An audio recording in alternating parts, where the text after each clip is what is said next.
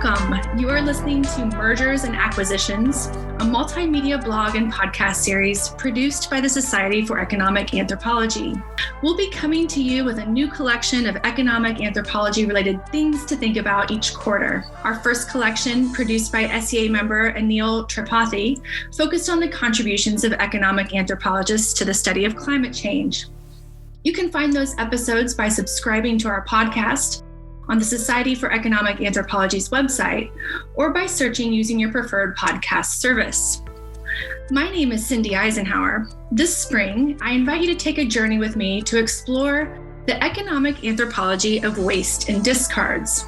In a world with increased virgin resource scarcity, climate change, growing inequality, and the coming end of cheap nature, how might we come to rethink value? How might we reimagine value generation and critically interrogate dominant economic logics that at once tell us there is scarcity and simultaneously produce an abundance of waste?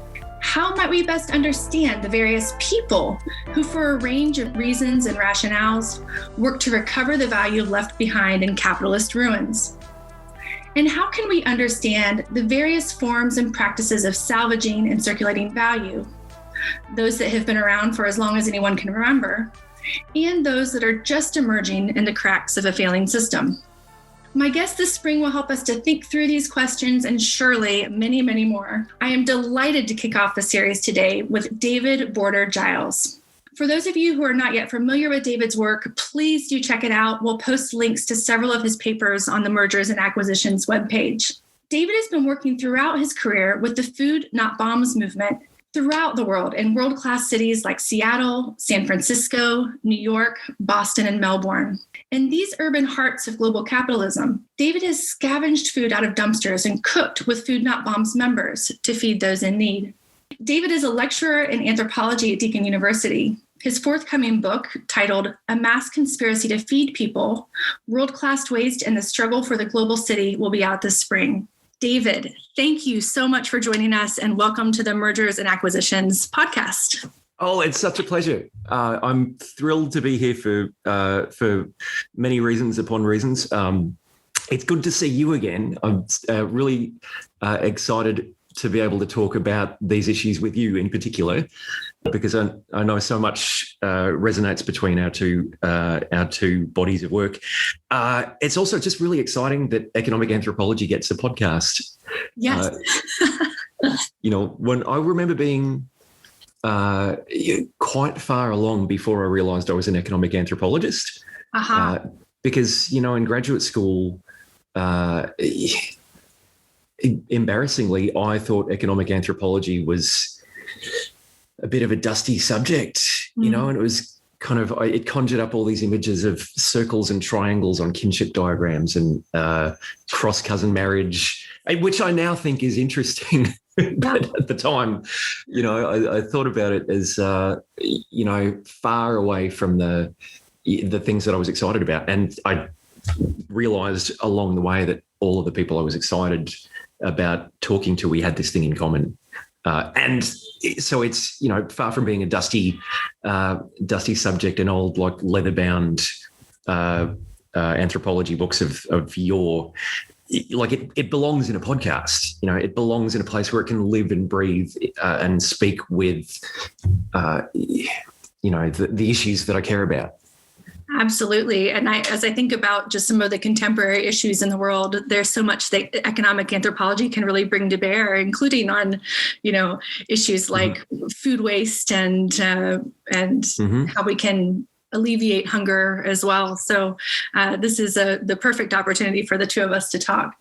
So, David, I want to start out today with the most general of questions, and you've kind of already taken us there. So great. Thank you for the transition. Since some of our listeners may not be economic anthropologists, chances are most of them are, but I'd really like to start broadly to just get your take on economic anthropology. So what is it? Beyond those dusty volumes and triangles and circles. And what value does it have in contemporary society? Well, the phrase that I always come back to is, from J.K. Gibson Graham, that it's the study of actually existing economic diversity. And So for some of us, I think, well, for me, for example, the questions that I've been really, really driven by a really common worry about capitalism, and and its grubby hegemonic reach into all of our lives, and so I've been excited about discovering and documenting all the ways in which not capitalism, or yes, and capitalism, but also. So my first ethnographic project was with, as you say, Food Not Bombs, which I always describe as a kind of global movement of anarchist soup kitchens, or the title of the book is A Mass Conspiracy to Feed People, which is about right. And it's just one of the ways in which I've seen people do things otherwise, like share resources in a way that's not embedded in the kind of, and not dominated by capitalism. And I just wanted to find a way of describing how and why that matters. And the other phrase I love from J.K. Gibson Graham is, which they get from feminist hermeneutics, is the practice of reading for difference, not dominance. In trying to talk about something like Food Not Bombs, and for people who don't know, Food Not Bombs is a really simple practice. It's full of people who get food that would have been thrown away otherwise, cook it, hand it out to people who would have gone hungry otherwise. And in trying to talk to people about Food Not Bombs, you're often running up against these basic, forms of learned economic common sense that people have picked up along the way from capitalism. So there are all these prejudices against Food Not Bombs, which boil down to like, yes, but why does that matter? What are you really accomplishing by sharing food with people? And I wanted to be able to show that, yes, these things matter, and to read them through a lens other than just the kind of, grinding, inexorable dominance of capitalism. So I want to be able to show why does it really matter to share food with someone in a public space? Mm-hmm. How does it scale up? How is it more than just one, isolated moment of generosity? Mm-hmm. So that's been the most important thing to me about economic anthropology. And then along the way, I realised it was full of these tools to be able to pick apart all the assumptions that drive capitalism and show it to be, a jankier, messier, less totalising system than it often claims to be, and is claimed to be even by people on our side. I really appreciate your concept of the abject economy. As you're saying, you're really attempting to kind of theorize where these types of practices fit in our understanding of capitalism and the spaces that are beyond capitalism. I just wonder if you could explain to the listeners what you mean. What do you mean by abject economy, and why is studying those forms of abjection so important for our understanding as economic anthropologists? Mm-hmm. Let's see. I wonder where to start with abject economies. I want to talk a tiny bit about mutual aid and how I came into Food Not Bombs in the first place. Sure. Okay. To then, sort of give folks a sense of why I think abject economies matter so much. So a lot of what I've done has been to look at moments in which people are helping each other, but this kind of shared practice of not just like isolated moments of generosity, but larger organisations that become a shared practice and a shared set of values, which is what anarchists describe as mutual aid, which is so important and kind of getting a bit of good press in the last couple of years, partly in the wake of the global financial crisis, and the quote unquote recovery, which wasn't a recovery for lots of people. Right. There are so many ways in which people to survive have had to develop systems of helping each other. So Food Not Bombs is just one of many of those.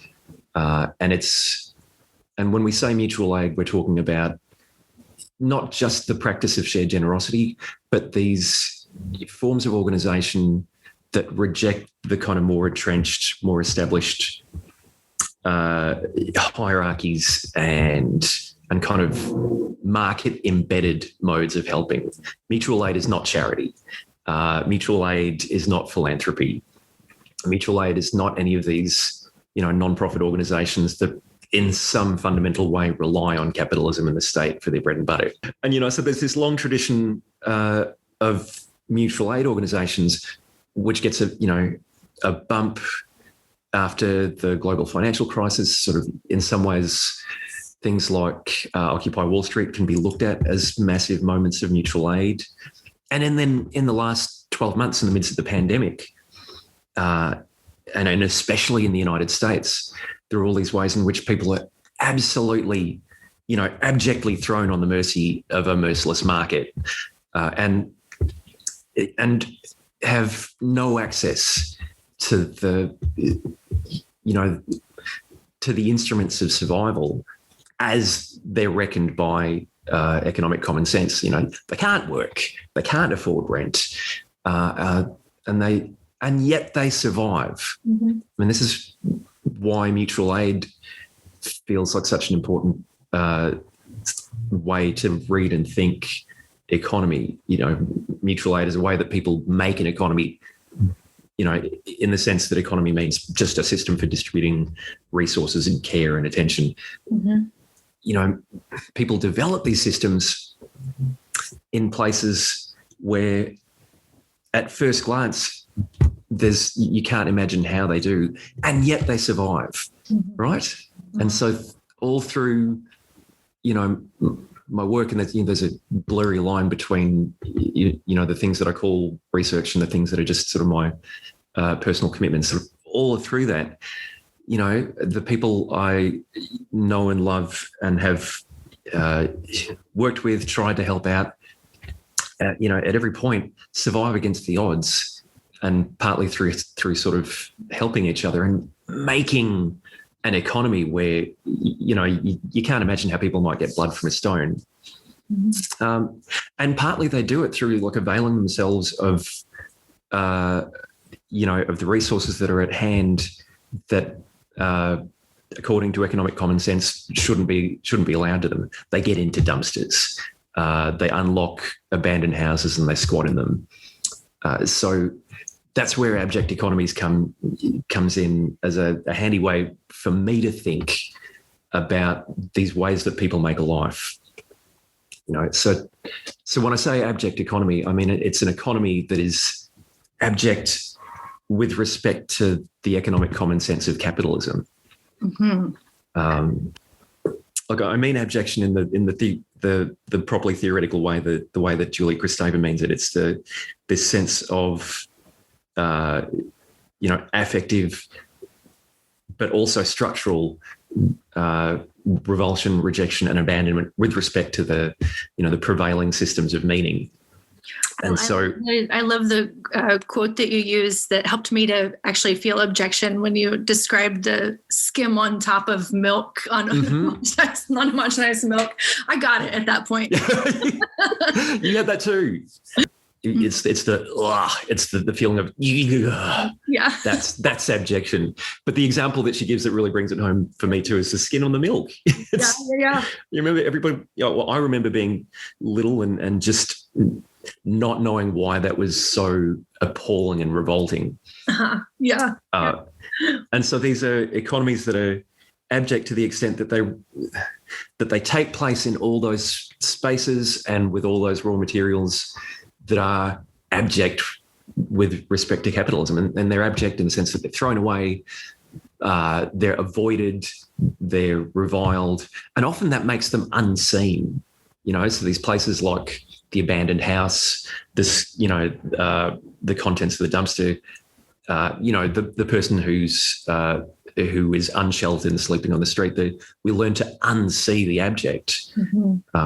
And then that means there are all these people, places and things sort of lying about that still go on, and people who need to survive, and they assemble some sort of economy out of them.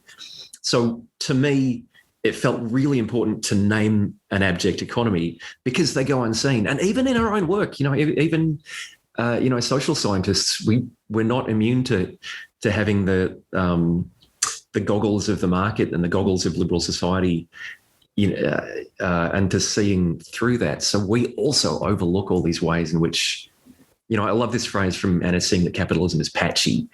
And we have this way of sort of unseeing those most obscure patches of capitalism. So I felt like I needed that term to make visible and to valorize the ways that people survive that otherwise are kind of written off. Yeah, that's so interesting. Well, one of the reasons I really like the term is I think it serves multiple purposes, right? So not only does it kind of describe some of the ways that people see these people who practice these types of scavenging, but I also really like how you use abject to think about like the place where these practices sit in relation to capitalism, and like almost within and outside. So I want to just, if you can indulge me for a second, read a couple of quotes here that I found particularly useful. These both come from an article you wrote called Sketches for a Theory of Abject Economy, which has been really useful to me. I've been doing a little bit of work, similar work in discard studies with reuse economies. So you say economies that are abject insofar as they are not reducible to or recuperated by the market. They are non-market forms of value and labor, simultaneously made possible and necessary by the vicissitudes of capitalism. And later on, you go on to say that they are both estranged and tethered to capitalism. And I think that's really cool to think, I think so often these forms of value are seen as being kind of either totally separate, right? It's like pre-capitalist or non-capitalist forms of value, or they're seen as being kind of a subset that's, so I really appreciate that you kind of gave us a different perspective on where these practices sit.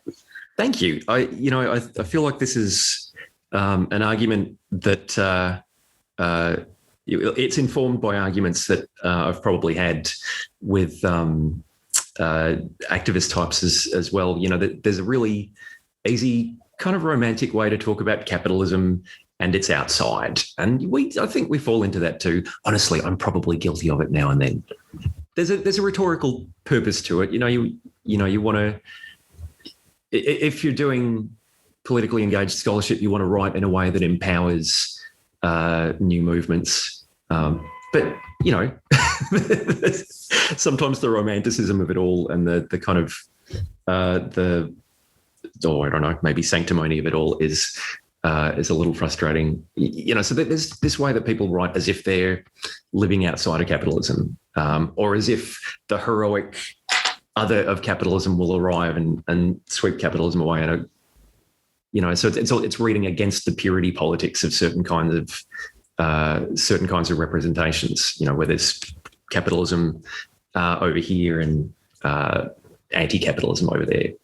Yeah, super. You do say, and I really like this too, that some forms of wealth and value cannot necessarily be expressed in the standard terms of either econometrics or critical political economy without doing them epistemological violence, which that's a good summary there.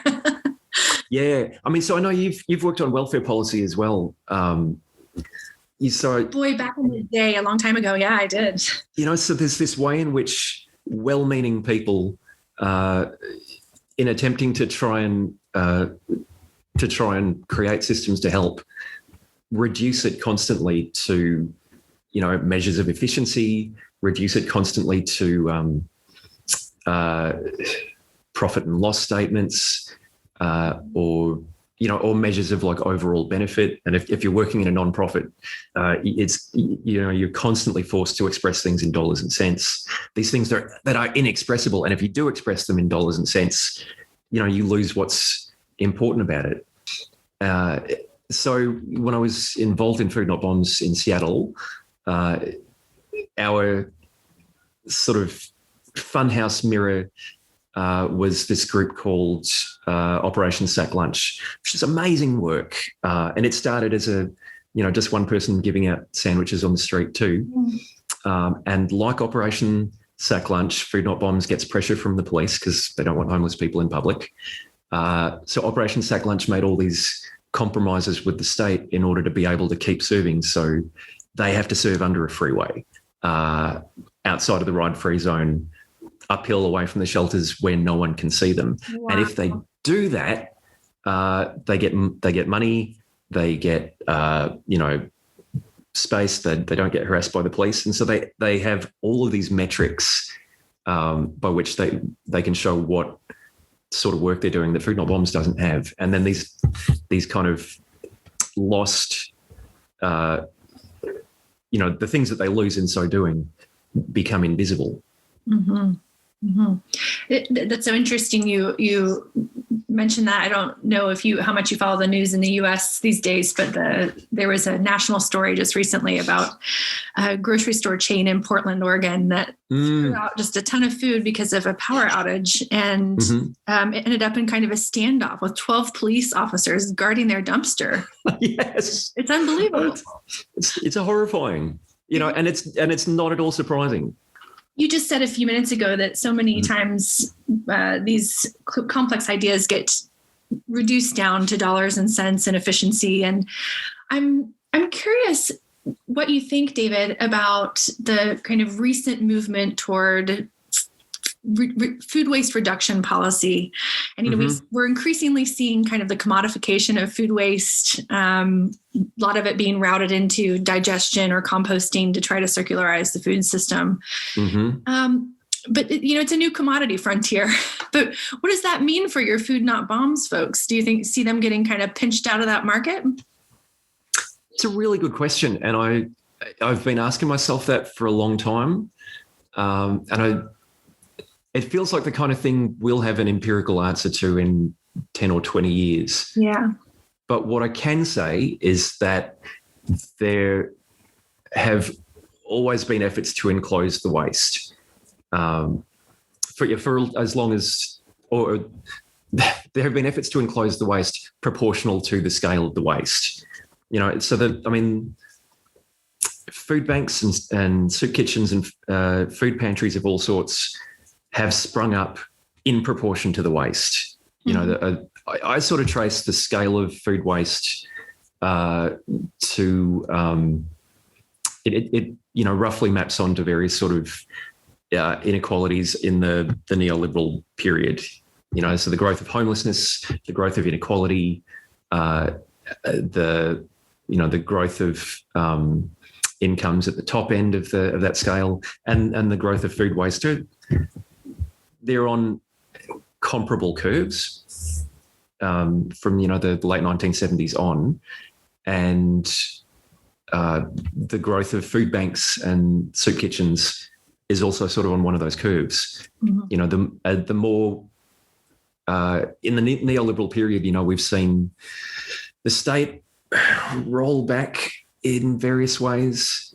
Although I shouldn't say that my colleague and friend Maggie Dickinson points out that states' welfare spending is actually greater in some ways. So it hasn't rolled back from welfare; it's rolled over into workfare.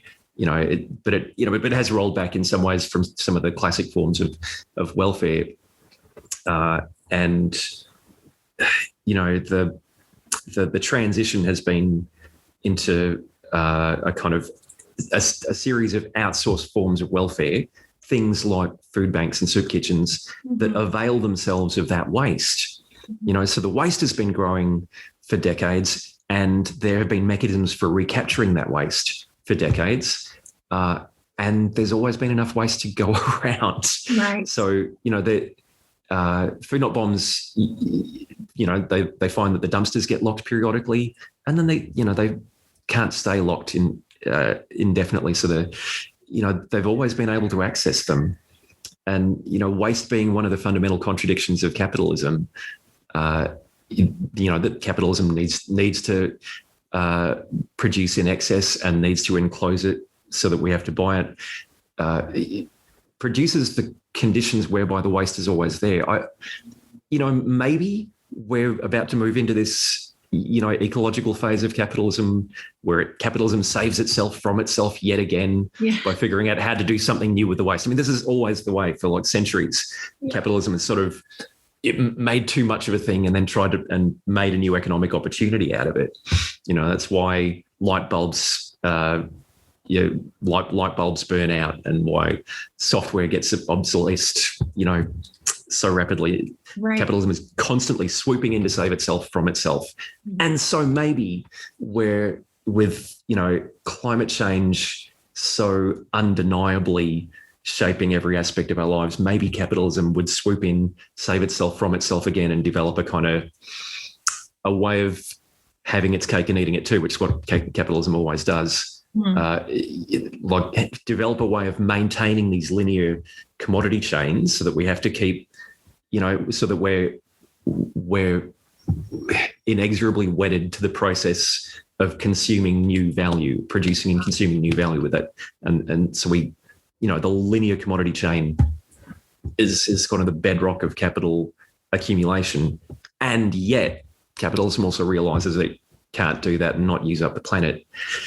Maybe, and so you're absolutely right. Things like, anaerobic energy creation from food waste. And then these kind of recent laws in places like, France and California that require companies to donate more of their food. They seem like a good thing on the surface, and they may, in fact, mean that less food ends up in the dumpster and more food ends up either in bellies or, being converted to energy somehow. But, there's such pressure to maintain that linear commodity chain that I can't imagine capitalism as we know it, or capitalism as I can imagine it, producing anything other than, a constant cycle of excess somehow. Mm-hmm. And if that's the case, there will always be people who can sort of unpick the lock to the dumpster and get at it, or unlock the abandoned house and get into it. And that's been the case for the last 40 years. The people I've worked with have been dumpstering and squatting since the 1980s, and they haven't had to stop. They're very wily. Yes. Yeah. Well, I want to bring up another one of your concepts that I really like that I think is relatable for all economic anthropologists. You talk about the idea of forbidden gifts. Yes. And so I just wondered if you could fill our listeners in on what you mean by forbidden gifts, and maybe some of the examples that you run across where these gifts have been very explicitly and even legally forbidden. Yep. I mean, the concept comes from my experience with Food Not Bombs, where, this seemingly really benign practice of getting food that would have been thrown away, cooking it, handing it out to people who would have gone hungry, is downright illegal, right? It's crazy. And there's some places people don't usually get arrested for it. There are these kind of, there are these moments when the principle in extremis leads to things like the standoff outside the dumpster between dumpster divers and police, or these moments in, like in the late 1980s in San Francisco, where over 1,000 people were arrested for sharing food with Food Not Bombs. Oh my. Wow. Yep. But between 1988 and 1992, over 1,000 people were arrested just for sharing food, just vegan slop out of buckets. Wow. But good vegan slop. I love me a bit of vegan slop. I'm sure it's very tasty. Yep.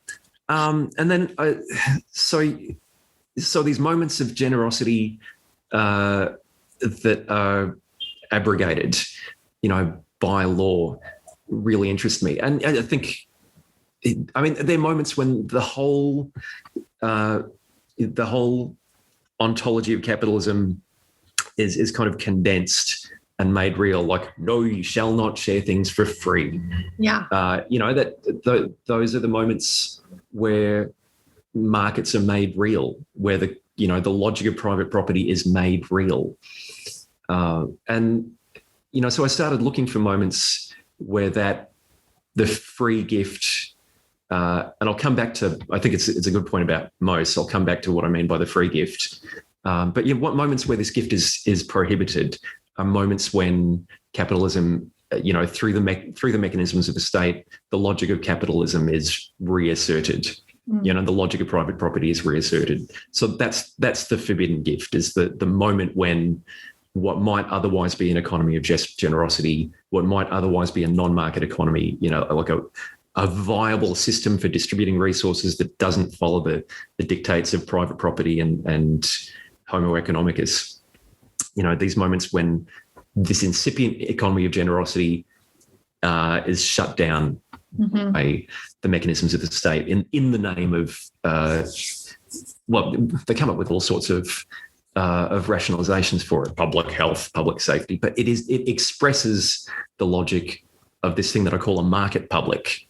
It expresses the logic of a quote unquote public that is defined by its participation in capitalist exchange. And that is the public that is protected. That is the public whose order and civility is protected. And so this market public becomes a mechanism by which the state enforces capitalist property relations. So I've started looking for ways in which that logic of the free gift is interrupted, and I think you can start to see it all over the place. I realised that one of my other projects is with urban permaculture activists in a few different cities. So places like the Beacon Food Forest in Seattle, or Otokaro Orchard in Christchurch. There are these places where, again, using wasted, resources that would have basically been wasted, in that case, actual wasteland. People are growing and giving away food for free. So a food forest is exactly what it says. It's a place it's a forest with food, where people can harvest as they like. And there again, the kind of logic of property and capitalist exchange is sort of reasserted, and people say, but what if people steal the food from the food forest, not realising that that's the point. Yes, thank you. You can't steal, it's free. And the kind of mistrust of free food. And in some really similar ways, there's this impression that these kind of marginal deviant folks who are from the fringes of the public, and that being a market public, these kind of marginal deviant folks from the fringes will come and avail themselves of this free thing because it's free, and that might be dangerous somehow. So that the state, again, has to intercede in various ways to keep the free gift from circulating. These forbidden gifts, if you start looking around for them, they're constantly policing the possibilities of an economy of generosity. Yeah, and that's so interesting too. You have a research participant who talks about this conspiracy, right? As a conspiracy of generosity and abundance, which is great. So I'm going to read one more quote here that I really think is also very telling in thinking about some of these, the policing of generosity. You're talking about how we challenge anti-homeless measures that restrict public food sharing precisely because it upsets the environs of urbane cosmopolitan consumption. In effect, these measures ban eating in public for anyone who can't afford to buy their own dinner.